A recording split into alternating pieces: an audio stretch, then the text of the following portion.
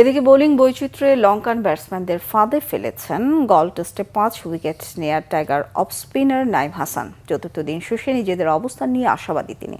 বলেন, জয়ের সুযোগ আছে বাংলাদেশে, সেজন্য পঞ্চম দিনে দ্রুত বেশি রান করতে হবে যেন বড় টার্গেট দিয়ে লঙ্কানদের চাপে ফেলা যায়। ব্যাটিং ফ্রেন্ডলি, তাই আমরা চেষ্টা করছি হলো আপনার লং টাইম একটা জায়গায় ভালো জায়গায় বোলিং করার। তো যখনই রানটা আসবে না তখন আলটিমেটলি ক্রিকেট তো রানের খেলা, তো প্রেসারে পড়ে তখন ব্যাটসম্যান অন্য কিছু করতে গেলে তখন ভুল করবে, ওই প্ল্যানে বোলিং করছি। পেস ভেরিয়েশন করতে আর সিমের পজিশনগুলো চেঞ্জ করে দেখলাম কোনটা ভালো হচ্ছে ওইটা। আমি এই এক একজন ব্যাটসম্যানকে এক এক লাইনে বোলিং করছি। হ্যাঁ, অবশ্যই আমাদের জেতার জন্য যাওয়ার সুযোগ আছে। আমরা যদি খুব ভালো একটা টোটাল করি, তো এরপর যদি ছাড়ে ইনশাল্লাহ 5 ডে উইকেট অনেক কিছু হয়। যদি আমরা ভালো টোটাল দিতে পারি তখন ওদের আন্ডার প্রেসারে থাকবে।